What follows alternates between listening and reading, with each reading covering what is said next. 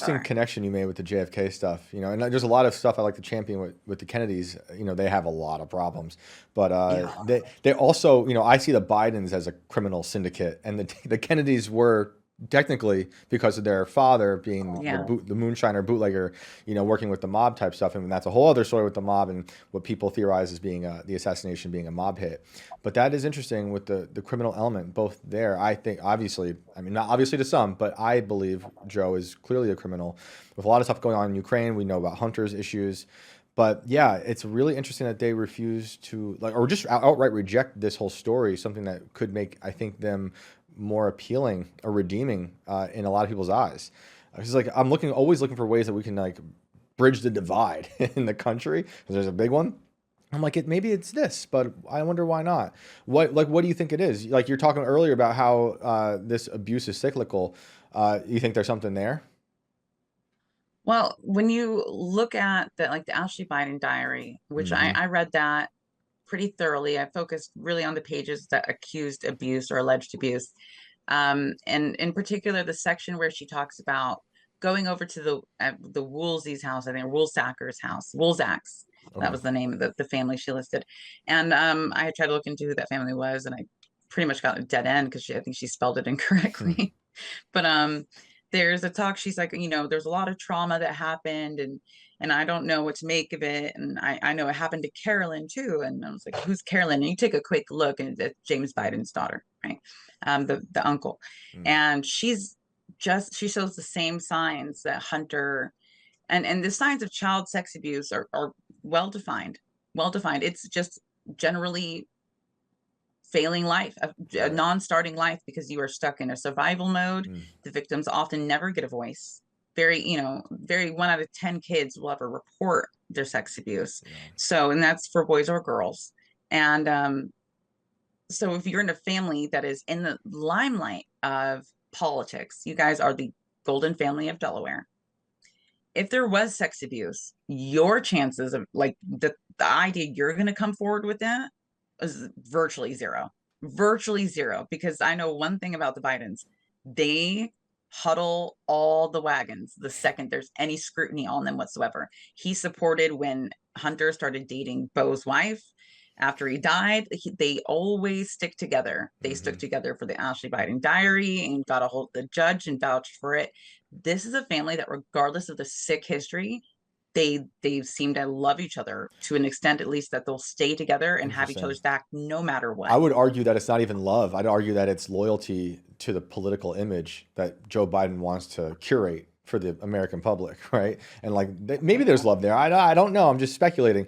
But to me, it Yeah, seems love like is a that's the strong case. word to use there. I don't think it's appropriate either, but I don't know if for lack of a reptiles better can word. love Destiny. That's a bad love, but I guess in their sick mind this would be like love to them, and Yeah. which is, don't give up on each other. But there's something very manipulative also in the air of the Bidens. And you hear it when you go through the Biden laptop and you listen to conversations Beau Yeah. has on the phone with Jill or with his sister, and he's always complaining about how hard dad is on him. And he's the big guy, he gets the big cut and Mm. anything for him and everything for him. And so, and I believe that with him, swearing in next to his kids after he just lost his wife and daughter, Yeah. and he's so focused in that moment, he's thinking of what seems like nothing else. Everything is the career. Hmm. I mean, look, it's elder abuse what they're doing right now, Oh having yeah. him in office at all. Oh yeah. It's so to obvious that the agenda mattered more than any other thing, and whatever that agenda is the empire, I guess, of Biden's and politics. But there was nothing that they were willing to compromise for that. So I think that there might not might I would say I'm sitting on the fence of like there's probably a 60 to 75% chance, I think I'm right about this, that either Hunter or Beau, because they both would have gone to school Archmere at the time of this rapist activity, at least for 2 years. At least for 2 years. I know that because it overlaps with the kid who graduated in '85. Hmm. For because it's a 4-year preparatory school, and so at least 2 years. They're both attractive young children. They were attractive adults. They're not, I guess you would say, hideous looking kids, which I Hmm. don't know if that matters. But the kid who was raped was very similar in appearance. Hmm. And if you have a preference, which a lot of, child rapists have preferences, they either like boys or they like girls Hmm. generally. There are people who are kind of, unanimous with anything they want, but by and large, it seems like they have types generally. So Right. it's I think it's not unbelievable to imagine that either Hunter or Beau or even both were possibly molested in this. What I would think, just because of how things played out, is that Beau being the older, I would imagine that he was very protective of Hunter if something happened, Right. um, either to him or he got wind of it, or or maybe even Hunter told him, and that's why he had to be the upstanding one. Maybe that's why there's something called to him about the child trafficking. It's not every day just a middle-aged man decides, I'm going to make this the hill I die on. Right. But I mean, he fell into it. He started the Child Protection Task Force, which was what led to the creation of the Beau Biden Foundation after he passed away. But all that was already set up before he died, because of all the victims he was doing all these cases for. And so there's something about this protectiveness. There's a great sadness that happens in this family, and there's a lot of abuse, and just something doesn't sit right with me. I would say probably it was I would say they were probably all abused. I, I mean, all of them, all of yeah, I them. think it seems personal, and I forget if we said this explicitly or not yet, but he declined to be the senator to continue prosecuting these cases, right? Yes. And by that time he had already started failing health, but they were unaware. At the time it was like 2011, Right. 2012, he took on the DuPont chemical heir, which that Yeah. to me is, Let's get I into think, that. really big. Okay. So I think it was 2011, 2012. Don't quote me on that. It was one of his later cases though. It wasn't the early 2000s. And there was the wife of the heir of DuPont Chemicals. I think his name's like Edward or something. It's quite a long, ostentatious name, but he's the heir. And for people who don't know this, and I didn't know until I looked into this myself, DuPont Chemical headquarters and founding of the company is Delaware.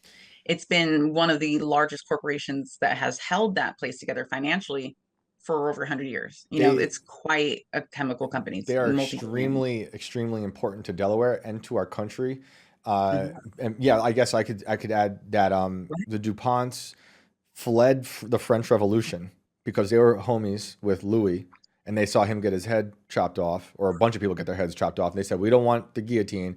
They came over here, landed in Delaware, and then I guess it was like the son, or I think it was the son of those people who fled, started basically DuPont, the gunpowder, you know, and I think they actually just became contractors for the Army and the Navy because they made all the gunpowder for almost every war, Yeah. starting in War of 1812, maybe like that early. So it's like Mhm. this is a huge family that's threaded through the military-industrial complex and basically owns Delaware, which a lot of people will say they pretty much own Delaware. So then you think of as you go on, I want everyone to think in their minds like the DuPonts and the Bidens are extremely important families in Delaware. I think there's something very unique about that, because it's another one of those moments where, as a father, I would be proud if my son was the attorney general and put away an Yep. elite who was using his power as a means to try to get away with raping his own 3-year-old daughter, which is That's horrific. and I can't believe that's what's happened, right? Just the heir of the DuPont family, Mhm. and of the guy who was the one I believe that actually started the gunpowder part of the DuPonts that became this giant millionaire magnate in America, raped his 3-year-old daughter. I mean, it's just evil stuff. Yeah. And the wife alleged that the son, because he had a son as well, that there was allegations that he had also raped the son. Mm, I don't think it ever made it to court with that, because I know that they struggled a lot in that case. Beau struggled with that case for the exact reasons you had brought up earlier.